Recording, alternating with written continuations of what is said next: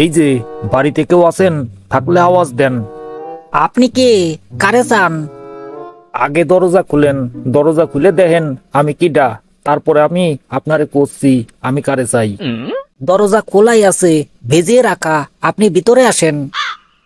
এইবার আপনি বলেন আপনি কে আর কারে চান? আমি কে কারে চাই সেডে আপনারা আমি পরে বলতেছি। তার আগে বলেন বাড়িতে মুরব্বী কে আছে, তারে ডাক দেন। বাড়িতে এই মুহূর্তে আমি ছাড়া কেউ নাই। আপনি আমারে বলেন আপনি কারে চান? কি করছেন?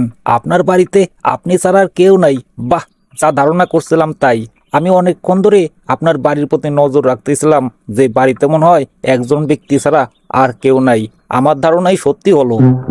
অনেকক্ষণ ধরে আমার বাড়ির দিকে নজর রাখতেছিলেন মানে? এই আপনি কে? এ বেটাই, বারবার তুই একই প্রশ্ন করিস কে? আপনি কে আপনি কে, এক কথা শুনতে শুনতে মাথা হট হয়ে যাচ্ছে কিন্তু।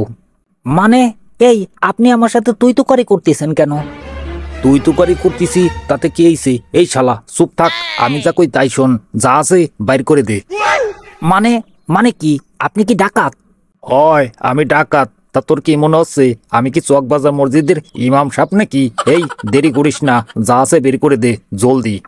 প্লিজ ডাকাত ভাই প্লিজ, আমি নিজেই কষ্টে আছি। আজ সকালেই আমার মানি ব্যাগ চুরি হয়ে গেছে। যাস শালা, চুরি হয়েছে তোর মানি ব্যাগ আর কপাল খারাপ আমার। যা তাহলে মোবাইলটা দে। ডাকাত ভাই এটা সত্যি কথা কই, কিছু মনে করেন না। মোবাইলটা তো বন্দুক দিয়ে সিম কার্ড পকেটে নিয়ে আমি ঘুরতেছি কয়েক মাস ধরে। আচ্ছা মুশকিলে পড়লাম তো ডাহাতি করতে এসে। আরে যা যা, কি আর করব, তাহলে বিকাশে ব্যালেন্স ট্রান্সফার করে দে।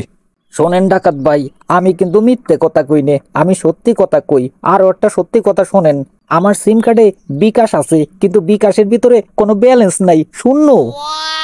আরে কপাল রে, আরে কপাল, আজকে ঘুম থেকে উঠে সকালে কার মুখ যে দেখছিলাম আল্লাহ জানে। এই শোন, ব্যাংকে তোর কত টাকা আছে? হ্যাঁ ডাকাত ভাই, সত্যি সত্যি তিন সত্যি করছি, আমার ব্যাংক অ্যাকাউন্ট আছে কিন্তু ওই অ্যাকাউন্টে কোনো টাকা নাই, বুঝছেন? ওইটাও শূন্য। হাই হাই রে, হাই হাই, একের পর এক আমি এ কি কথা শুনতেছি।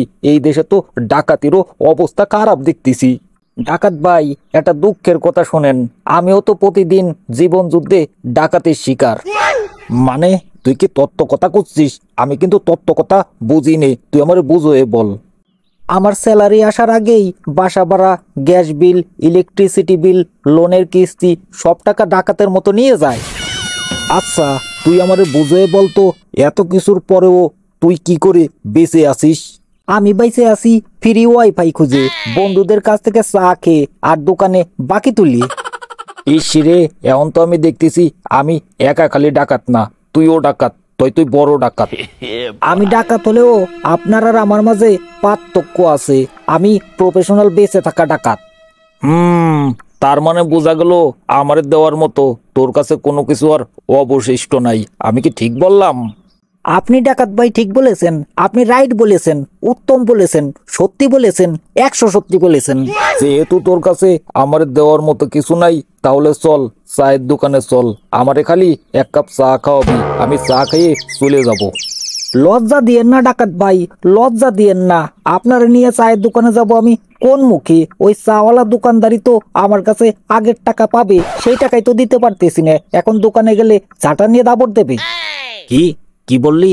হায় আল্লাহ, তুমি আমারে তুলে নাও, নইলে এই শালারে তুলে নাও। আমি শপথ করতেছি আজকের পর থেকে আমি আর কোনোদিন ডাকাতি করব না। প্রয়োজন হলে আমি ভিক্ষা করব, তারপরেও ডাকাতি করব না। তুমি আমারে পথ দেখাও।